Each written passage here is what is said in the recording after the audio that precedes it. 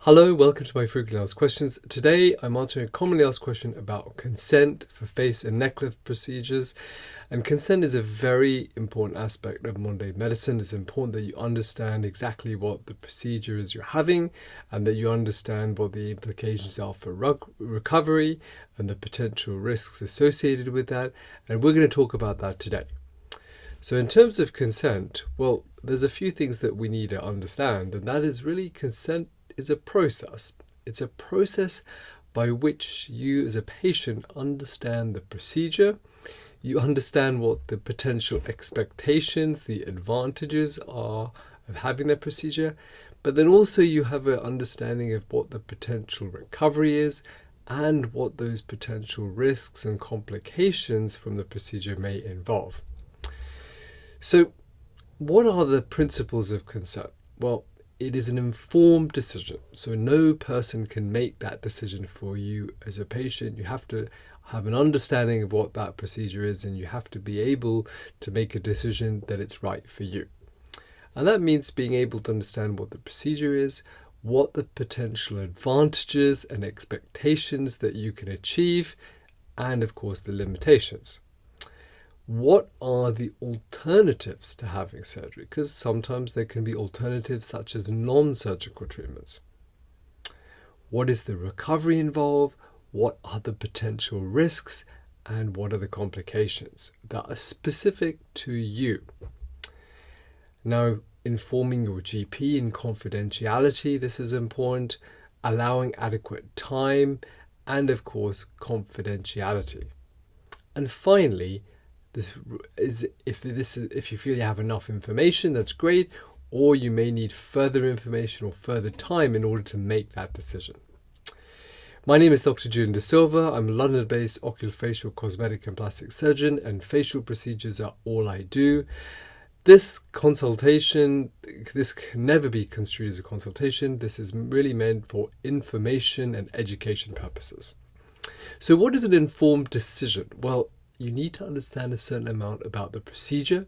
You need to understand what the positives and the benefits are, and you need to understand what the potential downsides, the risks and complications. And by informed decision, it means ask as many questions as you like. You can change your mind at any time. And even though many facial procedures are relatively safe, there is no procedure that has zero risk. So let's look at face and neck lift surgery. What is face and neck lift surgery? Well, ultimately, it's to treat aging, and that can be also compiled with genetics, the genes you've inherited from your parents. And the principal objective is to look fresher and rejuvenated. And broadly speaking, there's 4 kind of age changes that occurs with times. And there's laxity, loose skin, there's fat that becomes more prominent, often along the jawline, often under the neck. And so often one component of face and neck lift surgery is removing some of that excess soft tissues. And that might be loose skin, that might be fat in the form of liposuction or otherwise. Lifting, well, everything is dropping with gravity. And so lifting these soft tissues up, partly with stitching, partly with support, and this can be given different names such as deep plane facelifting or traditional SMAS facelifting. Well, these stitches will lift the areas to where they have dropped with gravity. Then there is some volume loss with natural aging, and volume can be added either in the form of your own natural fat transfer, or in other ways such as implants or indeed non-surgical means. And then finally, there's changes in the skin, enlarged pores, fine lines, and this can be treated with laser resurfacing, regenerative medicine, and platelet-rich plasma, as well as other types of treatment. What technique is used? Well, different surgeons vary in the types of surgery they complete, and it needs to be tailored to your individual needs. So some patients may need a smaller procedure, which is sometimes called a mini facelift. Patients who may have more facial aging, well, they really going to need more of a full face and neck lift procedure. And my personal preference is more a deep plane facelift because this restores the anatomy to where it used to be. So different techniques are used by different surgeons, and that will be discussed with you during consent. And then finally, anesthetic. And a lot of facelift surgery is done under general anesthetic. My personal preference is sedation or twilight anesthesia because I feel that gives a faster recovery and has a better safety profile. However, general anesthetic is also used very well in the hospital every day. So these are things that need to be discussed before the procedure. So following on that, from that, well, in your neck, well, there are often similar changes as well. There's often loose skin, and excessive fat can collect under this area. And often the treatment is tailored to the individual, and fat removal in this area can be taken individually, can be done by a technique known as liposuction. And sometimes in patients with a lot of volume in the neck, and this can be partly age-related, but often there's a genetic component, well, sometimes some surgeons will reduce some of the salivary glands in this area. However, this is not done for all patients. In addition to that, these areas require lifting and support, and lifting requires stitches, and often the central part of the neck is tightened a bit like a corset, and of course that will give more definition in the neck, but it will also give some tightness. And then some patients may have inadequate volume or structure, and a common thing would be adding an implant like a chin implant to give better definition along the jawline and a better profile. And then finally, the quality of the skin, and that could be improved with radiant frequency or platelet-rich plasma. Now, often in face and neck lift surgery, the aging process isn't just tailored towards the face and the neck, but also the individual characteristics of that individual's face. And in the brows, there may be descent of the brows, and that might require lifting either as a brow lift, either centrally as an endoscopic or 3D brow lift, or it can be a lateral brow lift. Eyelids, well, sometimes blepharoplasty and eyelid surgery combined with face and neck lift surgery will give an improved result. For some patients with fuller aspects to the lower cheeks, while reducing the buccal fat can be helpful. We talked a little bit about chin implants and improving the profile. And finally, sometimes regenerative medicine can be used to aid the healing of scars and aid healing. So this patient had some changes along the jowls, fullness in the neck, and really a mixture of all the things that we've been talking about. It required removing some of the laxity, the loose skin, removing some of the fat, adding fat to areas like shadows along the nasolabial folds, the marionette lines, often along the cheeks and under the eyes, while adding volume with fat transfers really improve these areas. And this was done with a deep plane facelift under twilight anesthetic. Another patient of mine, well, this patient has a lot of fullness in the neck, a lot of laxity, and requires more procedure in this area to give the best result. And really it required lifting these areas up with a deep plane facelift, stitching those areas to a higher position, and then contouring along the jawline to give a more defined neck. And then of course the platysma muscle has been tightened like a corset in the neck, which has given a much improved angle between the jawline and the neck. And some volume has been added to restore the volume in the mid part of the face with fat transfer. And then finally, laser resurfacing, platelet-rich plasma, these can be used to aid the skin. So what about expectations? Well, expectations from surgery really ground the principles of an improvement. It's very difficult to make any part of the face perfect. So it's about improvement. It's about refining structure and maintaining function. Function being movement, function being able to conduct normal activities. And so these are all important in terms of expectations. What is unrealistic? Can face and neck lift truly change how you feel? Well, it may do for some patients, but by no means can that be guaranteed. Can it improve your relationships? Can it improve your confidence? Well, it can do for some people, but by no means can any doctor or any surgeon really promise these things, because some of these things really need to come from within. And confidence is something that also requires more than just changing physical appearance through face and neck lift surgery. Expectations. Well, if you were made out of clay and you were doing a sculpture, well, in theory, you could make face and neck perfect. However, we are really treating facial anatomy, and nothing can be really modified in such a way that it can be taken away and be replaced. So everything is about an improvement. An improvement, well, what does that mean? Well, 70 to 80% of the way towards perfection. And sometimes for patients who've had multiple they've had previous surgery, where there's a change in the anatomy, where there's scarring, well, it could be that for some patients, expectations are more like an improvement of 50%. And then perhaps the most important out of all these aspects is you. And it's important to have an understanding of your profession, your lifestyle, your hobbies, activities you like doing, because the procedure and the consent process must be tailored towards your individual profession and lifestyle. And there may be some things in your profession or lifestyle that are particularly important for either recovery or for risks and complications. If you've had any recent life events, such as relationship, professional issues, well, it's very important to tell your doctor, your surgeon regarding these, because it may be that it's not the right time to have a procedure, because it can make it quite an emotional roller coaster if you've just come out of a significant life event. And then in terms of health, well, it's very important you stop smoking for this kind of procedure, because you not only will have delayed healing, but you can have some significant complications and risks associated with smoking.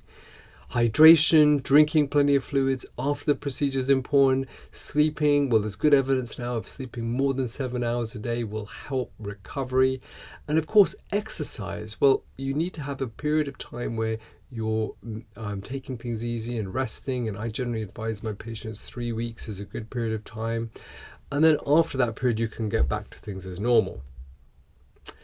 What are the alternatives to surgery? Well, really, for the alternatives for face and neck changes and aging really factor around non-surgical treatments, and these really are Botox, which can help with fine lines associated with movement, fillers, which can add volume to your face, and various devices that can have some effect on tightening the skin. And I say some effect because they tend to tighten millimeters. And if you have centimeters of loose skin, well, unfortunately, you're not going to see much difference.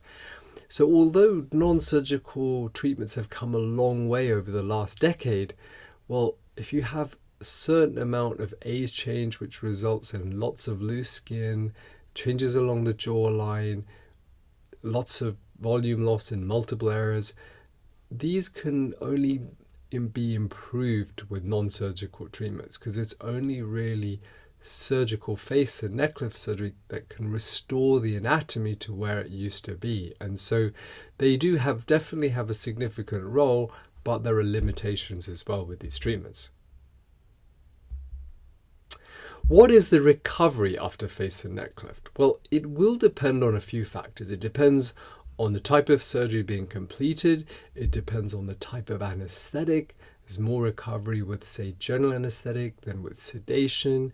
And with general anesthetic, the recovery can be hours. Often you need to spend overnight in hospital. With sedation, well, often you can walk out of an operating theatre even half an hour after the surgery. And that's my experience with my patients. Personal factors, well, your age, your genetics, your lifestyle, and we've touched on some of these. All of these can influence how fast you recover after this kind of surgery. And the common things that almost every person will have are some degree of swelling, some degree of bruising, some degree of tightness and a feeling of numbness, and by that I mean reduced sensation. There will be some lumpy, bumpy changes related to swelling, And almost always there's some degree of asymmetry with healing. There could be more swelling on one side and less on the other. So what about the risks and complications? Well, the common things are having more swelling, having more of a black eye, and these things taking longer to reduce. Irregularity, well, lumpy bumpiness, tightness, well, sometimes these changes can take some months to fully resolve. And then, of course, expectations. And achieving expectations is so important with this kind of procedure. And it's always about improvement as opposed to achieving perfections. What about other risks and complications? Well, skin necrosis is quite a serious complication where literally the skin can turn black in color. And really that is associated with smoking, but not always occurs in smokers. And there is a treatment for this which means an oxygen chamber and oxygen therapy. And I certainly have one of these chambers, so I'm able to treat patients. But really we want to avoid treatment. And so I really advise all patients to stop smoking for a period of weeks before and after surgery to minimize these kind of issues. Scar issues, well, most patients, the scars can be put in discrete areas around the ears and hidden within natural folds and lines, and that will make most scars discrete. Some scars can heal extremely quickly and be very difficult to see even after a few weeks, but in some individuals, owing to genetics, it can take even some months for the pinkness of the scar to fade. And there's about 1% of patients that can require additional treatment to the scars. And this can be because their scars are very pink, they're keloid, where the scars actually grow. And this can require lasers, radiofrequency, anti-inflammatory injections in order to treat these scars. Serious risks, such as stretching of a motor nerve, well, this can happen up to 2% of the time. And this can be very frustrating because it can give asymmetry. This does improve as the nerve recovers, but unlike swelling that resolves over a period of weeks, often this can take some months to fully improve, and so it's frustrating because it does give a longer recovery. There are other risks as well, things like infection, also very uncommon in the face, but certainly giving you antibiotics would be the gold standard to help prevent that. Pain. Most patients don't have much in the way of discomfort and pain, but very occasionally there'll be a patient who just has discomfort and pain, and the recovery process is just much longer. And then, of course, there are other issues such as hematoma. I don't see that very often in my patients, but it can happen up to 10% in patients who have general anesthetic. And of course, although most patients have a smooth journey, there is always a chance of one of these kind of risks or complications occurring. A proportion of patients will require further surgery, and that's going to be generally less than 10% of patients. But if you have substantial loose skin, well, there is a possibility as you get to 1 year, there may need maybe a little bit more loose skin that needs reshaping. And of course, anesthetic side effects or complications, headache, sickness is very common after general anesthetic. About 30% of patients will feel sick or nauseous or vomiting after general anesthetic. And deep vein thrombosis, although uncommon, can occur with general anesthetic, and so it's important that measures are taken to look to prevent that during this procedure. So how about in summary? Well, face and neck lift procedures, the common things are swelling and bruising. And although most of the time swelling will go over a 6-week period, some patients can have swelling that lasts for longer. There is always a possibility of any one of these complications occurring. And although, generally speaking, most complications are uncommon, there's always a small risk of a serious issue or a serious complication, and no doctor or surgeon can 100% promise you otherwise. And for that reason, it's very important that you feel comfortable with the team, comfortable with your surgeon, comfortable with the team providing that care for you so they can support you through the journey. And although optimistically, most issues with surgery relate to swelling and recovery, any potential complication can occur, and it's important you feel comfortable with the team to look after you during that period. It's regarded as as good practice to inform your general practitioner that you're having procedure, and it's of course up to you as a patient, and you have confidentiality of any procedure, but it's generally regarded as good practice to inform your entire team looking after you. And generally speaking, you need some time to consider whether surgery is right for you. And generally that should be over 2 weeks to give you time just to contemplate, is this the right for you? Is the recovery the right in terms of you? And can you accept the potential risks associated with the procedure? Now, in terms of further information, this is a significant decision. And it's important that you feel comfortable with the information that you have, and you can change your mind at any time. Now, it's important that you understand the expectations from the procedure, the potential recovery and risks and alternatives. And sometimes you may feel, well, I just need further information. And you could ask your surgeon for a second consultation. You could ask for a second opinion. You could ask to speak to a previous patient who's undergone the procedure with that surgeon. And all of these are acceptable, and I certainly help my patients with these. So what are my tips in terms of consent for facelift surgery? Well, it's very important that you have an understanding. What are the expectations that are realistic from your procedure? What are the results that you are happy to achieve?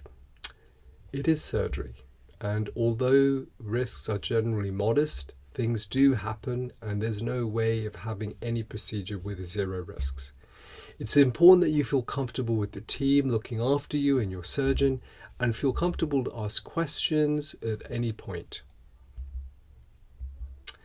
So in summary, consent for face and neck lift surgery. So we've talked about all of these factors: making an informed decision, understanding the procedure and expectations, understand alternatives to not having treatment, what is the recovery, what are the potential risks and complications, and how are they specific to you, informing your GP, confidentiality, having an adequate time to make a decision, and if you need further information, feeling comfortable to ask for that information. I do hope this information has been helpful for you, and if you have any further questions about facelift and neck lift procedures and consent, please do not hesitate to contact me. Thank you for watching.